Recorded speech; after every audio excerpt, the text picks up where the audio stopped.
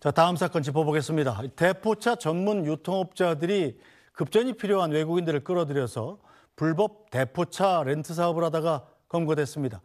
벌어들인 금액이 수억 원이라는데 리포트 영상부터 보고 이야기 나누겠습니다.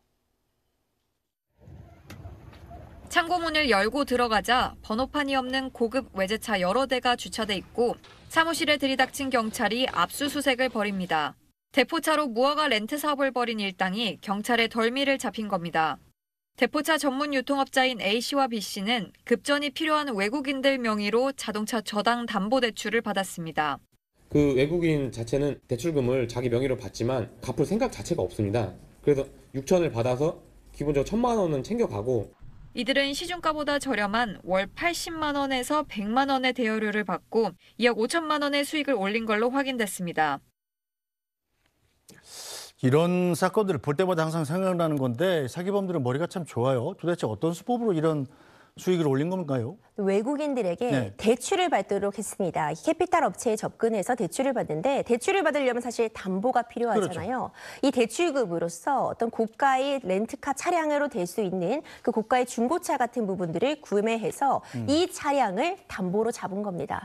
그런데 실제로 대출금을 받았지만 사실상 이 외국인들은요. 일정 부분 수수료 한 1,000만 원 가량만을 갖고 그대로 사라집니다. 대출금을 갚을 능력도 없거니와 갚을 생각도 없던 것이지요. 이렇게 대출을 통해서 구입한 이 차량들을 가지고 불법 렌트카 업을 성행하게 된 겁니다. 이 해당 차량에 대해서 이 렌터카 업체는 정식으로 등록 절차도 거치지 않고 그 차량만 외국인으로부터 받아서 어떤 무허가 렌터카 영업을 함으로써 막대한 금전적인 이득을 취한 사례입니다. 사실상 이 비싼 외제 차량들을 공짜로 얻은 거나 마찬가지인데 그렇다면 이 불법 렌트카 하면서 얼마의 차를 빌려줬다는 거예요?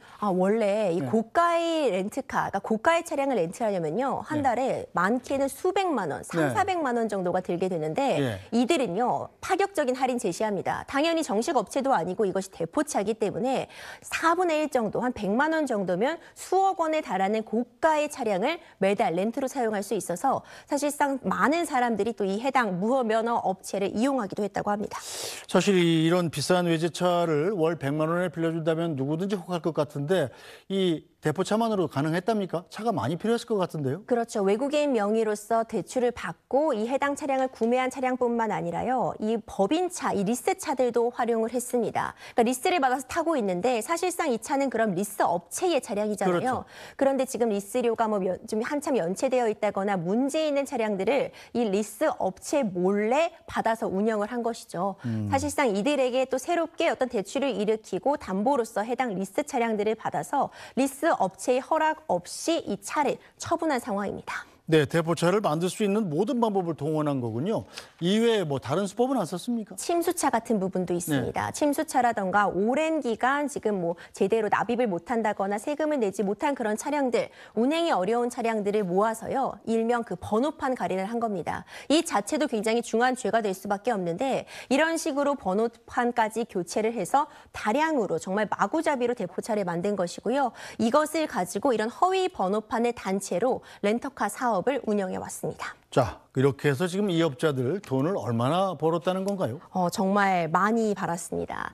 약 2억 5천만 원 정도의 수익을 얻은 것인데 사실상 월 80만 원, 100만 원 정도로 이 고급 외제차를 렌트해 줌으로써 많은 고객들을 유치한 것 같습니다. 대표 차량이 26대에 달했다고 하고요. 이 기간 동안 얻은 수익이 2억 원을 넘기 때문에 상당히 많은 금전적인 그런 이득을 취했습니다. 사실 이것만이 피해 금액 전부가 아닙니다. 이들이 허위로 대출을 일으킨 부분, 이 부분도 8억에 상당하는 8억이 넘는 금액에 대해서 허위 대출을 일으킨 부분에 대한 법적 책임도 반드시 물어야 할 것입니다. 야, 그런데 이 사기법인지 모르고 이 차를 싸니까 빌려서 탔던 사람들도 있을 거 아니겠어요? 만약에 이 차를 탔다가 뭐 사고가 났다거나 내가 다쳤다거나 할 경우에 보상 같은 건 어떻게 받습니까? 보상 같은 거 받을 길이 참 없습니다. 그렇기 때문에 이런 무면허 렌터카 영업이 굉장히 위험할 것 같은데요. 소비자 입장에서도 두 가지 갈래로 나눠볼 수 있을 것 같습니다. 이것이 대포차라거나 무면허 업체인지를 모르고 정말 선의의 피해도 있을 수 있겠지만 싼 가격에 혹해서 이것이 어떤 법적으로 충분히 문제가 있을 가능성을 알고도 이용한 사람도 있을 수 있거든요. 경우에 따라서 조금 달라질 수 있겠지만 기본적으로 기본적으로 대포차는 그 어떤 법적 구제도 받기 어렵습니다. 사고 발생했을 때 보험 처리는 물론이고 이후에 어떤 피해에 대한 보상 적절하게 이루어지지 못하기 때문에 이런 무면허 업체의 차량 이용하는 것은 절대 지양해야겠습니다. 자, 무면허 업체 차량을 제가 만약에 알고 이게 대포차야. 그러니까 싼 거겠지. 그러고서 알고 빌렸으면 저 같은 경우도 그럼 빌린 사람도 처벌 같은 걸 받게 되나요? 대포차를 이용하는 것은 불법입니다. 그렇기 때문에 이것이 대포차, 명의와 소유주가 다른 이런 불법적인 방식으로 운영이 되고 있는 차라는 것을 알고도 이용한 사람은 이 관련된 법 규정에 따라 처벌이 가능하기 때문에 주의가 필요합니다. 네, 이 불법 대포차 그럼 유통업자들은 앞으로 어떤 처벌을 받게 됩니까? 너무나도 많은 법적인 쟁점들이 얽혀 있습니다. 이 여객 운수업법에도 위반이 되어 있고요. 이 렌터카 업체가 정식으로 운영을 받지 못했기 때문에 자동차 운송사업법 등에도 위반이 해당합니다. 대포차 운전자도 지금 처벌이 가능하고 이 명의를 빌려준 애초에 허위로 이 대출을 일으킨 외국인들도 사실 사기죄로서 처벌이 가능한 그런 상황이기 때문에 이들 사실 실형 피할 길은 없어 보이고요. 이들이 얻는 범죄 수익에 대해서는 몰수 조치 그리고 대포차에 대해서도 압수 조치가 단행될 예정입니다. 이 외국인들이 사실은 미리 출국해버렸으면 처벌할 방법도 마땅치 않은 것 아니에요? 그렇죠. 하지만 해외와의 긴밀한 공조를 통해서도 검거는 가능할 것으로 보이고요. 일단 기본적으로 이들의 자산이 사실상 피해를 구제받으려면 이들의 자산을 확인을 해야 되는데 외국인이라면 이제 그런 부분들 강제 집행에 어려움이 있는 것은 맞습니다. 그리고 말씀 주신 것처럼 해외로 출국해버린다면 이 검거에도 시간이 걸릴 수밖에 없거든요. 그렇기 때문에 이 조직, 이 사기를 벌이는 이 조직에서도 외국인 명의로 개출을 일으킨 것이 아닌가 어떤 법망을 피해가려는 의도가 다분히 보이는 상황입니다.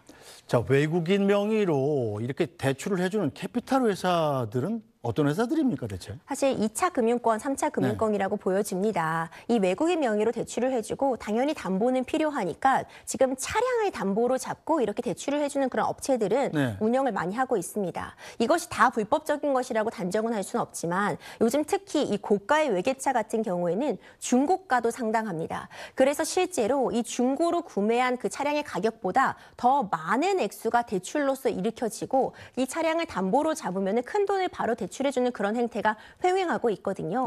이 차량을 불법적으로 취득을 해서 지금 불법 렌터카의 업체로서 이용한 이 상황들도 이렇게 대출이 너무 쉽게 이 차량을 통해서 이루어지는 그 법의 허점을 노렸다고 볼 수 있거든요.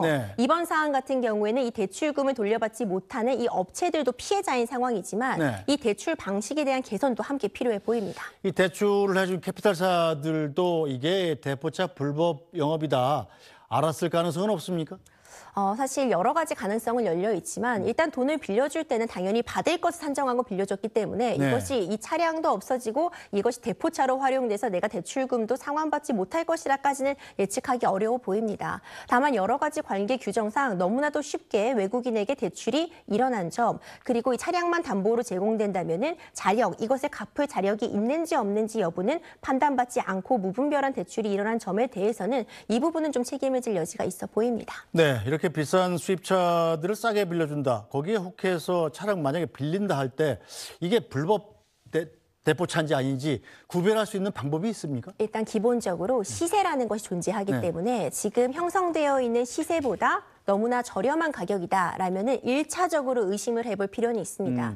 물론 가격 비교를 통해서 조금 저렴한 차량을 운영하는 것은 아무런 문제가 되지 않겠지만 이번 사안 같은 경우에도 4분의 1 정도의 가격이었습니다. 이 정도의 가격차가 있다면 뭔가 문제가 되는 것은 아닌가 한번 확인해 볼 필요가 있을 것 같고요. 그리고 허가받은 업체인지 여부는 검색을 통해서도 쉽게 가능하기 때문에 이런 부분도 소비자가 좀 꼼꼼하게 다시 한번 챙겨볼 필요가 있어 보입니다. 네, 자 이런 불법 렌트업 원천적으로 막는 게 모든 피해를 예방하기 위해서는 가장 중요할 것 같은데 어떤 방법이 있을까요? 사실 여러 가지 일종의 어떤 그런 편법들이 좀 횡행을 하고 있습니다. 우리가 운행 정지 명령이라는 것이 있습니다. 어떤 차량이 지금 문제가 있어서 장기간 체납이 된다거나 좀 대포 차량 같은 부분으로 의심이 될 때 운행 정지 명령을 소유주가 내릴 수 있는데 이런 운행 정지 명령의 법망을 피하기 위해서 리스 같은 것을 할 때 지분을 1%만 취득을 해도 99%를 갖고 있는 은행 이 소유주가 운행 정지 명령을 내릴 수 없는 그런 법의 허점도 존재하거든요. 이번 사건을 통해서 이런 부분도 운행 정지 명령을 확대시키기 위해서 법의 개정이 필요하다는 목소리도 힘을 얻고 있고요. 중요한 부분은 이런 렌터카 업체들에 대해서도 좀 더 이 자격 심사 같은 부분도 강화하고 대출에 대해서도 무분별한 대체를 막아야 된다는 그런 목소리 힘을 얻고 있습니다. 알겠습니다. 오늘 말씀은 여기까지 듣죠. 임주혜 변호사 고생하셨습니다.